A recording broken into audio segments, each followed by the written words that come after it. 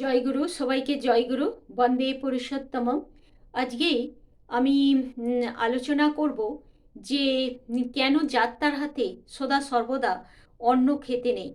তো শ্রীমদ্ ভাগবত গীতায় আছে যে অন্ন থেকেই প্রাণের সৃষ্টি, কিন্তু এই অন্ন কেবল দেহের জ্বালানি নয়, এর সঙ্গে জড়িয়ে থাকে সেই যে অন্ন তৈরি করছে তার কর্ম, ভাব ও সংস্কার।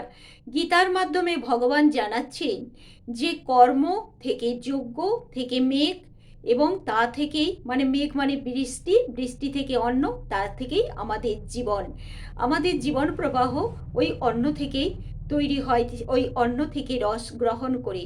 অর্থাৎ অন্নের মধ্যে আছে কর্মের ধারাবাহিক প্রভাব। যে যেমন কর্ম, যেমন মানসিকতা প্রবৃত্তি নিয়ে অন্ন প্রস্তুত করে, সেই ভাব অন্যের মধ্যেই সূক্ষ্মভাবে বিরাজ করে। তো মানে সূক্ষ্মভাবে তার মধ্যে সেই প্রবেশ করে। এই কারণেই শাস্ত্রে যাত্রার হাতে মানে অন্ন খেতে কিন্তু নিষেধ করা হয়েছে। শ্রী শ্রী ঠাকুর বললেন, অন্যের হাতে খাওয়া মানে কেবল অন্যের রান্না খাওয়া নয়, তার চরিত্র, লালসা, অসততা ও বিকারের অংশগ্রহণ করা। যার মনে লোভ, কপটতা, কাম, হিংসা বা অপরাধ প্রবৃত্তি সক্রিয়, তার হাতে সেই তৈরি করা অন্ন গ্রহণ করলে সেই ভাব ধীরে ধীরে সেই কি হবে না, যে গ্রহণ করছে তার মন, বিবেক ও চরিত্রে কিন্তু সংক্রামিত হয়। ফলে মানুষ না জেনেই অসৎ প্রবৃত্তির দিকে ঝুঁকে পড়ে। এখানে কেবল আধ্যাত্মিক দিকই নয়, শারীরিক ও মানসিক স্বাস্থ্যের প্রশ্নও আছে। অপরিচ্ছন্নতা, রোগ, অসচেতনতা সবই অন্যের মাধ্যমে দেহে প্রবেশ করতে পারে, কিন্তু তার চেয়েও গভীর ক্ষতি হয় মানসিক স্বাস্থ্যে। বিবেকের ভোঁতা হয়ে যাওয়া, সংযমের ক্ষয়, চরিত্রের পতন। এই কারণেই শাস্ত্র সদ্গুরুর নির্দেশ, যার হাতে অন্ন খাওয়া মানে নিজের সাধনা, চরিত্র ও জীবনের নিয়ন্ত্রণ অন্যের হাতে তুলে দেয়া।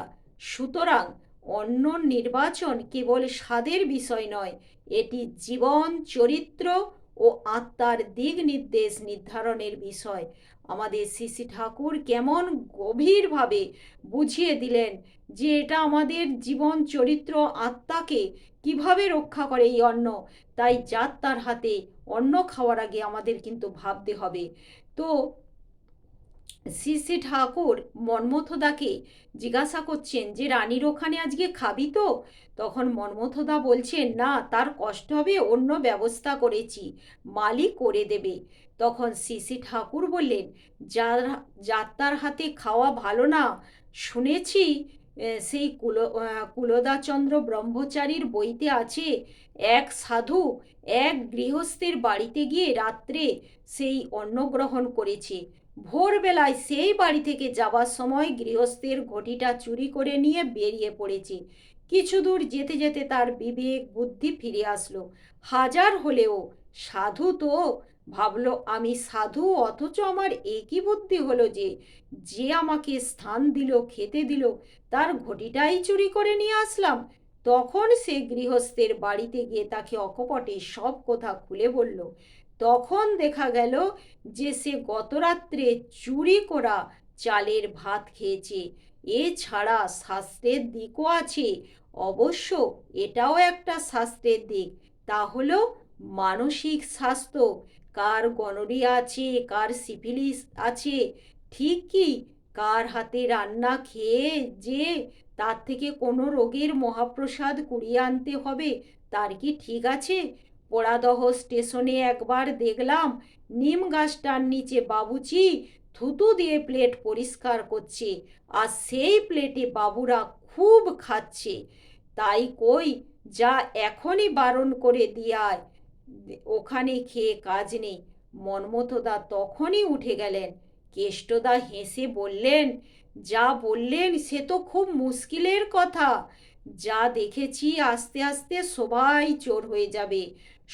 সেই কালোবাজারে চাল না খেয়েছে, শহর বাজার অঞ্চলে এমন লোকই তো কম। শ্রী শ্রী ঠাকুরও হাসতে হাসতে হাত ঘুরিয়ে বললেন, চোর হতে কি আর বাকি আছে? কামে 23 মারিচে আলোচনা প্রসঙ্গে দ্বাদশ খণ্ড থেকে আমি এটা পাঠ করে শোনালাম, তুলে ধরলাম সবার সামনে, যে সেই জন্যেই কিন্তু জাত তার হাতে অন্ন খাওয়া সত্যিই উচিত নয়।